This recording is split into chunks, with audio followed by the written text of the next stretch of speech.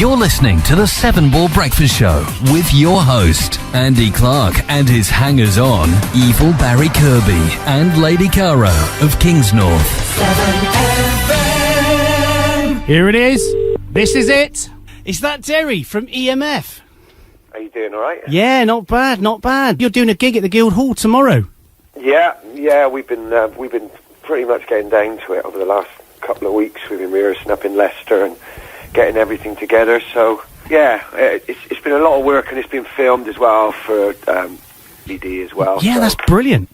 Yeah, it's all going to be. I mean, I'm going to travel back, I think, in the morning, and and we'll be at the Guildhall pretty much all day setting up stuff. So yeah, it's exciting, really. Everybody's putting a lot of work to this. We've got Ian Dench back as well. So he's been, it's just been taking it up to the next gear with Ian. Of course, a lot of these songs we haven't even done for 20 years. Pretty exciting, actually, but like I said, it's been a lot of work. Hopefully it's going to be, it's going to be worth it. It's sold out really quick as well, which is good. Completely sold out, I understand, as well. Completely. There's no tickets available at all. Well, even when I called up to claim a few tickets for the family, the woman, I had to have a password and everything. The woman's like, EMF is completely sold out. There's no tickets available. I said, no, I guess I could have been anybody. I had to call up the manager and get the old get a password for her and claim my tickets. But it's good. The phone's just been going crazy today, and the weather's just drawn in. So definitely. I'm in Devon at the moment. Ah, right. Okay. What time does it start tomorrow? That's been what I've had about 50 texts today asking me that. We're going to start. Schubert Dip starts at 8. Yeah. Till roughly just before 9. Then there's an intermission by Screams. And there's going to be some stuff going on in the bar and some DJing. Milf's going to be DJing as well. DJ Milf, he's back. Oh yeah, Milf's back. Milf's back on board. Yeah. I used to work with his dad. Oh really? Brian, yeah. yeah. He's come into the fold. So fantastic. And then I think we start Stigma, which has been going really well. Roughly sort of about, I think that one's about 10. Yeah. 10:45, and then hopefully a couple of encores, and so it obviously doing 2 albums in one night is, like I said, it's been a lot of work. But yeah, I bet. And Stigma's gone really well. I mean, because we were all a bit sort of tentative, because it's like light and day. We're going to change the set around as well. Yeah. A few little surprises, so it's going to be sort of the happy-go-lucky, pretty much bread and butter Schubert Dip, and then but the reaction to doing Stigma has been is good, if not better, as to doing Schubert Dip. There's a lot of songs there we've had to delve back and find sort of really old equipment, shall we say, and we've been lucky in some respects, unlucky in others, but we've had to sort of recomp the songs up, because a lot of the stuff we used 20 years ago, I mean, it's on tape, I expect. Yeah, they don't make it anymore. No, exactly. It's all moved on, but no, it's sounding amazing. We put a few snippets on YouTube and got good responses, so yeah, and we're all really happy with it as well. We're more than happy. Yeah. Fact, so. And you'll be playing your flagship song, of course. Yeah, well, unbelievable. We're doing the whole of Schubert Dip, and yeah, unbelievable. I mean, it's just there. We used to sort of have a bit of a weird aversion to it, but you can't now. I mean, most people know. They don't really know EMF, they know the song, especially in the States. I mean, that song, and you guys are massive over there. You became, was it #1 in July 91 or something like that? Yeah, it must have been, yeah. I mean, that's the thing, that the song's massive. I mean, it's a weird one. When you've got a song like that, it encapsulates the band, and it becomes a sort of a two-headed monster, and it's got its own life. So suddenly they go, oh yeah, well, what was the band? KLF, REM? They finally get around to us, Forest Boys, and so it's one of those. You can play it anywhere. We can be doing like a festival somewhere weird, and all of a sudden, you'll get the odd few, of course, that know who we are, and then as soon as you play Unbelievable, it just like I said, it's just got a life of its own, and it's been one of those songs. We've been really lucky, really, 20 years later, for it to be. I go to my local Tesco here, and now all the girls in there are sort of, they hear the song, and one of them finds out, and then that's it, basically. What do you do when you're checking out at the checkout? You say, I'm a musician. We still do a lot of stuff, and then they go down the line, and then they get it out of you, and then all of a sudden it's on the Tesco advert, and you're That's it. The Star and the Bananas. Can you remember back to what inspired that song? I know exactly, yeah. We were there, especially me and Zach, at Ian's place, and he was working at Radio Gloucestershire, and I think he had some riff going through his head, and he kept playing it on his piano, and I think it came from his little, he had a 1-2-5 that he used to ride to work, and it was kind of just his nee, nee, nee, nee, nee, and he just had this, we'd had a bit of a night out, and then he came back from work, and me and Zach were still crashed out on his floor in his bed set, and he just had this riff going through his head, and he already had lyrics. I'm pretty sure he did. He showed me some lyrics when he came back up from Cardiff when we first kind of met in Cinderford. And I mean, the first 4 songs we pretty much wrote were like I Believe and Unbelievable and Girl of an Age. We did a demo in my sister's front room, and you know, so I mean, Ian was just sort of coming out of a local band, Apple Mosaic, and you know, they were a great band. Ian was a legend to us. And as soon as we sort of got him on board, it was, you know, we started having to take things seriously. And Ian's never changed either. Having him back in rehearsal, he's just, you know, as you get older, he just becomes more Ian. Everything, he's a more refined Ian Denson. He was always pretty refined, but you know, he's just a great guy to have around. And you know, Mark too. All of us have sort of put our differences aside that we've had. Some of us didn't talk for a few years for one thing or another, and you know, we sort of some really nice things have come out of it, and we've really enjoyed these gigs, especially the Westbury gig. That's what took everything off, you know, just being on stage. We all kind of peaked, if that's the word, at a certain point afterwards. We all said there was this weird sort of thing going on, and we all picked the exact same song, and at the same time that we all kind of felt that, you know, things were good between us, you know. You can get together and do gigs, and then everybody goes off and does their own things. Ian's such a busy man. Mark's busy. Mark's just building his dream home at the moment, and in the middle of nowhere. I thought he's just been living off the land, basically. In the forest, or near the forest? Yeah, it's near, near the forest, middle of nowhere, and we all thought he'd gone native. We saw pictures of him with a big beard running around the fire naked. Fantastic. James is a very busy person as well. They've all got young families, so I don't know, it's just, there's a real relaxed atmosphere now around us. A lot of fun. Nothing stifled. It's good. So, you know, tomorrow hopefully it's all the work we've put in and everything. All the good vibes.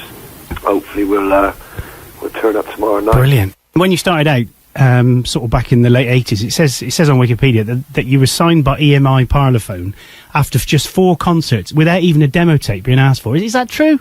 Pretty much so, yeah. It's really funny because the other day I was in the garage. I just moved into a new house, and I was just going through loads of stuff that trying to find some samples actually for EMF, some old software, and I came across an original poster from the Bilson, which is when we got signed, which was April. Wow. It was one of the original posters from the it was the second gig we did at the Bilson, where the people from Parlophone came down, and the story where they went into the front bar where all the local characters were, and that kind of sealed it, really. Just you know, I guess it was the nonchalance, really, just of the forest, you know, not caring, sending these high-profile sort of record company executives into the Upper Bilson you know, and with all the characters, we told them actually to go in the front bar, even though we were playing in the back lounge, and you had just all these guys, you know.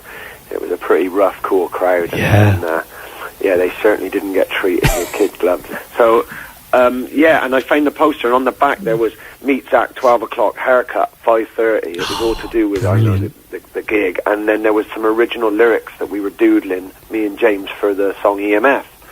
And then I found an original flyer then from the first, I can't remember if it was the second Guildhall gig where we recorded the Unbelievable video. It says, featuring the recording of Unbelievable, the video for the new single Unbelievable. And yeah, and then so the second gig was April, so that makes complete sense. We did, I think we played Gloucester, but there wasn't really any demos around apart from the one in the, there was a couple of real rough ones done in my sister's living room and a couple of other little bits that Ian had put together, and I think that gig at the Bilson, the guy just thought, you know, I think it was the head guy from Parlophone, Nick Gutfield, and he just come down and was like, these kids don't care, you know, they're playing in the back room of this pub, and it's just the craziest scene I've ever seen in my life. I don't know whether I've just had the worst experience or the best. But he left, I think, after about 4 songs, whether he couldn't handle the locals. or and then you suddenly think, well, he's gone, but he just basically sold 4 songs and then just rushed back to London and said, do the deal. That's brilliant, isn't it? Because they're not going to be around long. But Ireland and London were already around at that point as well. So Parlophone were really cool to us, to be fair. They were a great company to be with, with a history and everything. We couldn't fault them as a record company at all. Not at all. They were fantastic. Oh, that's good. From hands-on. But when you're selling records and when you're number 1 in America, they all come. But they were really supportive of us right until the very end, when they gave us a choice. So, I can't fault them. So I'm glad they made the effort to come into the Upper Bilson on that rainy Saturday night in April. But we were, it all happened really quick. How did they find out then? What was that? Were they told, or did you guys push it? We had a mutual friend who still works with us now. He's a great guy called Nick Mander, who is he's a Cheltenham, Gloucester boy local, who was a mutual friend of Mark, the drummers, and Mark had a pretty tough time family-wise. He'd had some pretty horrific times, and just kind of called Nick out of the blue and just said, look, we got this band. Mark had been working with him. Ian knew him as well, and he was a plugger for EMI, Parlophone, just taking the records around. And he said out of courtesy, I'll come down and see her. And I think he came and saw us in Gloucester.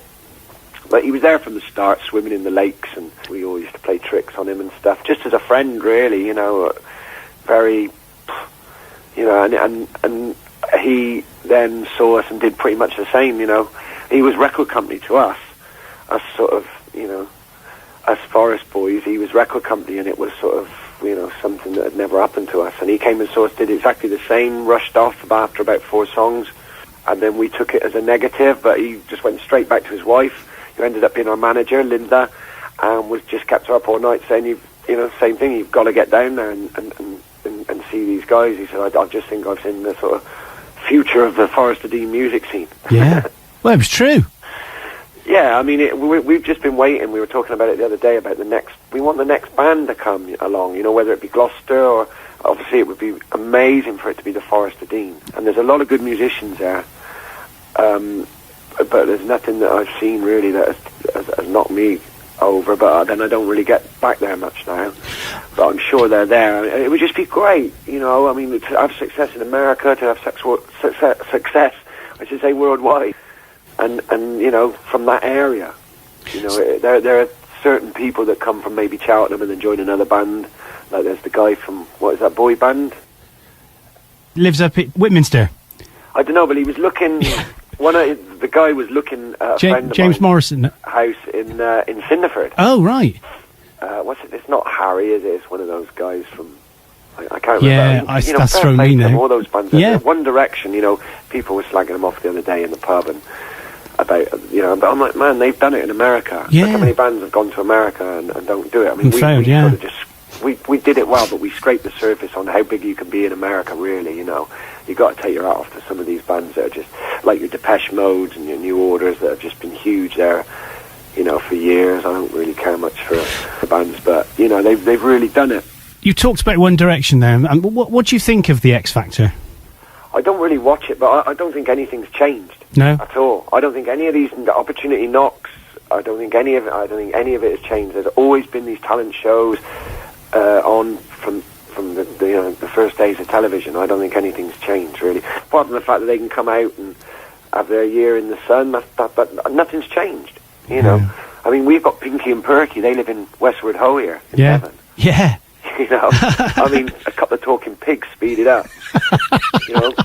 On Parlophone as well. Yeah, that is on crazy. On the Beatles record label, they were the second biggest selling artists on Parlophone behind the Beatles. Can you say? Yeah. Nothing's changed. No. It's just different. It's just the Emperor's new clothes, and that's it. No, indeed. Just, it's all good. They'll earn £1 million. They'll find out that this whole industry is not what it's meant to be. And you can get dropped as quick as you get found, can't you? I mean, some of the winners have done nothing, haven't they, with the X Factor? Exactly. Like Bob Dylan said, it's a very small step from the limo to the gutter. Very true. That says it all, doesn't it? I mean, I take my hat off to One Direction, because they'll come back and somebody in their family will say, what was it like then? And they'll just say it was hard work. You know, we had like one day off. Yeah. They were just working them. To be big in America, you've got to work. You know, Yeah. they expect nothing more than 100%. You know, like your Robbie Williams that went over. I was listening to him on the radio last night. Oh, I was. Awful. Yeah, I thought, that's bizarre. I thought the same thing. Awful. He did. I mean, his voice has gone. He went to America, the ego has landed and all that, you know, with his 72 million in his back pocket or whatever. Yeah. He couldn't get arrested. You know, they expect you to work, because America is like everybody you meet on the way up, you meet on the way down, and that is nothing truer than America. The doors close. Imagine they open, and you only find that out after a good sort of 6-7 months in the States, and you've got to be certain, you've got to be bang on, you've got to play this certain amount of time. You know, they just, you know, they're working hard. It's a hard industry, so they expect people to work the same. I mean, they do to a certain extent in England, but England's got a little bit more of a relaxed kind of vibe, and it's your shouter, really. England, coming back to England always used to kind of freak us out, really. We used to be we used to have to take the machine down a gear, you know, not necessarily in live performances, but the whole way you acted in the day, you were kind of, everybody say, you know, you would just go. You know, It took like a month to be able to sort of get back round onto sort of European time and attitude.